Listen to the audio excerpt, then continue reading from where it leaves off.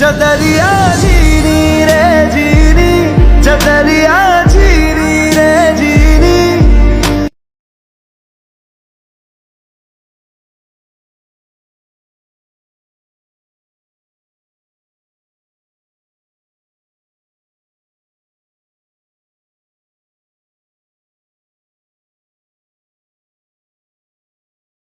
नमस्कार, प्रणाम एंड सत श्री अकाल दोस्तों। मेरा नाम निशांत कुमार है और आप देख रहे हैं एनकेपी प्रतियोगिता 2.0। तो आज हम आप लोगों के लिए नया सामान्य ज्ञान प्रश्न लेकर के आए हैं।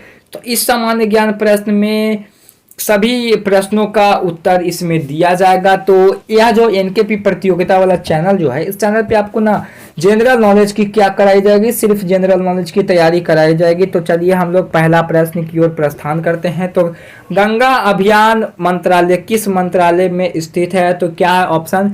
जल शक्ति मंत्रालय है, या फिर पर्यावरण मंत्रालय है, या फिर पेयजल और स्वच्छ मंत्रालय है, या फिर कृषि और किसान कल्याण मंत्रालय है।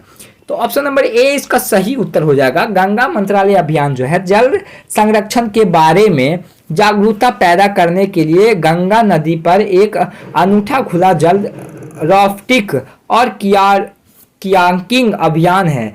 गंगा मंत्रालय जो है अभियान का शुभारंभ जल शक्ति मंत्रालय द्वारा किया गया है। किसके द्वारा किया गया था? जल शक्ति मंत्रालय द्वारा किया गया। तो राष्ट्रीय मुद्रा कोष IMF के बारे में निम्नलिखित में से कौन सा कथन सही है?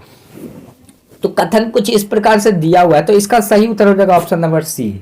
तो भारत में IMF के कुल कितना सदस्य हैं? तो आपको 189 सदस्य हैं और इसका मुख्यालय वाशिंगटन, जो अमेरिका की राजधानी है वाशिंगटन, तो वहीं यह स्थित है। तो DC में IMC की आधिकारिक भाषा अंग्रेजी है। ऑफ कोर्स अमेरिका में है तो अंग्रेजी इसकी आधिकारिक भाषा रहेगी। तो विश्व बैंक समूह के वर्तमान प्रमुख कौन है? डोनाल्ड टस्क, डेविड मालपान, या फिर क्रिस्टीन लेगार्ड, या फिर जिम योग किम। तो ऑप्शन नंबर सी इसका सही, बी उसका सही उत्तर हो जाएगा। व्याख्या को हम लोग कुछ इस प्रकार देखते हैं। विश्व बैंक समूह का अध्यक्ष विश्व बैंक समूह का प्रमुख होता है। डेविड मालपान विश्व बैंक समूह के वर्तमान अध्यक्ष हैं। वह 9 अप्रैल 2019 से पद पर है। डेविड ने जिम योग किम की जगह ली है। ठीक है। तो चौथा प्रश्न कुछ इस प्रकार से है। भारत में निम्नलिखित में से कौन सा प्रत्यक्ष कर है? तो बिक्री कर, वैट, संपत्ति कर, या फिर वस्तु एवं सेवा कर।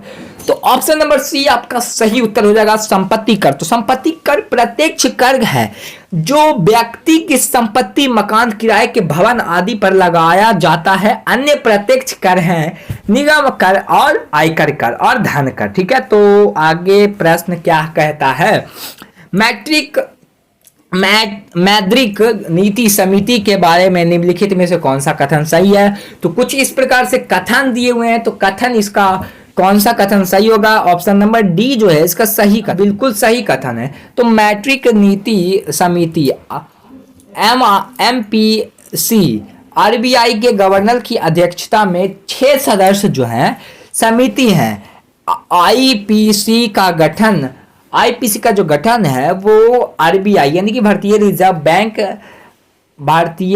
बैंक अधिनियम में परिवर्तित करेंगे। वित्त मंत्री अधिनियम 2016 के अनुसार की गई है। तो अगला प्रश्न जो छठा प्रश्न है। तो अक्टूबर 2019 तक नगद आरक्षित अनुपात CRR की वर्तमान दर क्या है? तो 0.15%, 4.75%, या फिर 5.4, या फिर 4.0। तो ऑप्शन नंबर डी 4.0 इसको सही उत्तर हो जाएगा।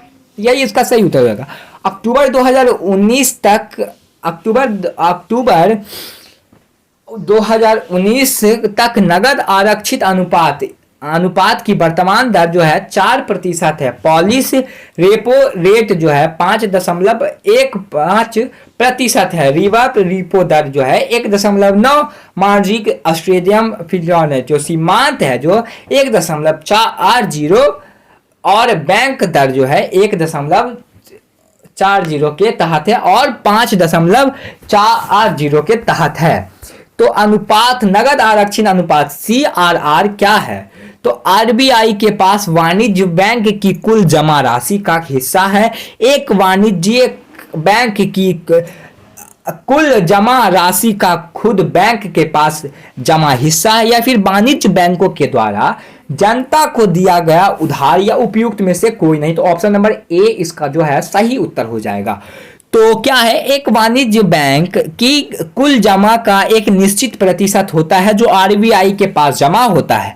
आरबीआई वाणिज्य बैंकों को CRR के रूप में जमा धन पर ब्याज नहीं देता है। CRR भारतीय बैंकिंग प्रणाली में तरलता को नियंत्रण करने के लिए आरबीआई द्वारा उपयुक्त किया जाने वाला एक मौद्रिक उपकरण है। अब क्या योजनाएं निकाली गई है? तो यह योजना देश के हरकता देश में मदद करने के लिए एक योजना है। तो निर्यातों के लिए एक ऋणात्मक योजना, देश में कुपोषण में की स्थिति में सुधार के लिए एक स्वास्थ्य योजना, GST रिफंड योजना। तो ऑप्शन नंबर बी इसका सही उत्तर हो जाएगा। तो एक export credit guarantee corporation of India ने एक निर्यातकों के लिए ऋण उत्पादनकर्ता बढ़ाने और ऋण देने के लिए प्रक्रिया को आसान बनाने के लिए योजना शुरू की है, जो देश के निर्यात को बढ़ावा देने के लिए लॉन्च किया गया है।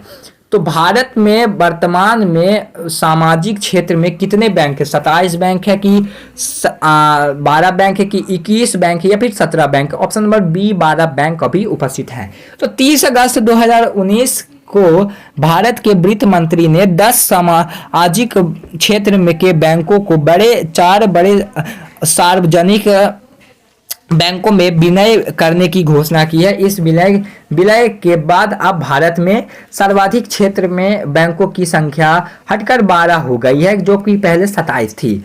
तो अभी क्या है, अगला प्रश्न क्या है हम लोग का? तो विनिर्माण क्षेत्र के छोटे उद्यमों के लिए वार्षिक कारोबार की सीमा क्या होती है? 7 करोड़ से 75 करोड़ के बीच, या फिर 5 करोड़ के से कम, या फिर 75 करोड़ से 215 करोड़ के बीच सिर्फ 25 करोड़, या फिर ए?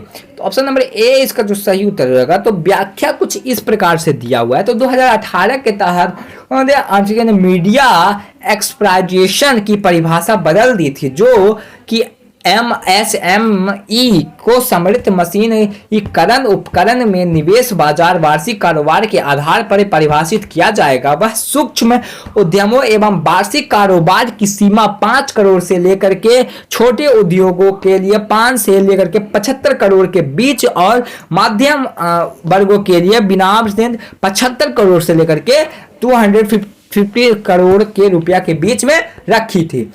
तो अगला क्या है? तो निम्नलिखित में से कौन से मेल नहीं खाता है? नरसिम्हा समिति जो हुआ था वो, या फिर शिवराम समिति वो, लीलाधर समिति वो, फिर नायक समिति? तो इसका नंबर ऑप्शन नंबर बी जो है उसका सही उत्तर हो जाएगा। तो नाबार्ड की स्थापना 1900 कितना में हुआ था? 1979 के श्री शिवरामत समिति की सिफारिशों पर की गई थी, जो कि बीस इमारत योजना आयोग के पूर्व सदस्य थे, जो आरबीआई गठन नरसिम्हा समिति, लीलाधर समिति और आरबीआई के उप गवर्नर की अध्यक्षता में, और नायक समिति का गठन 2014 ईस्वी में किया गया।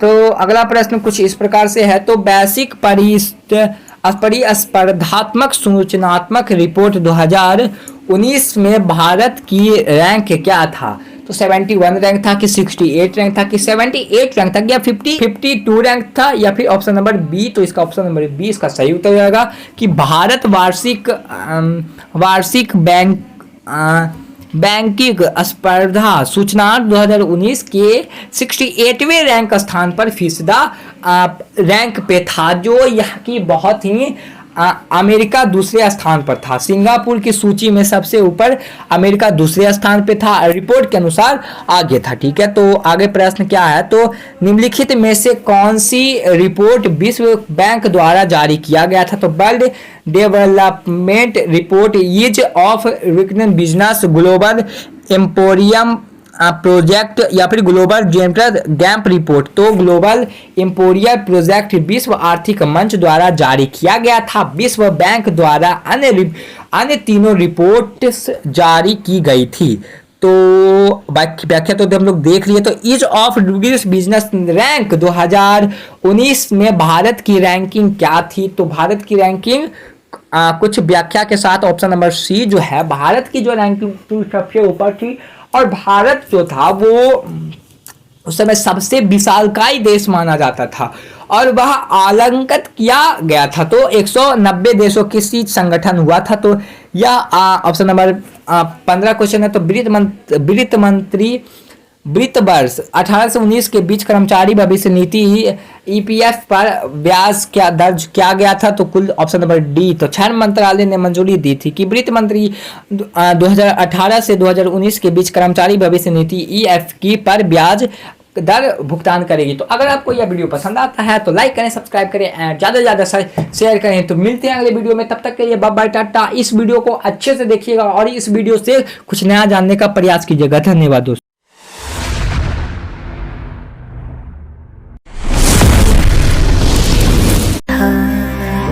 चदरिया जीनी रे जीनी, चदरिया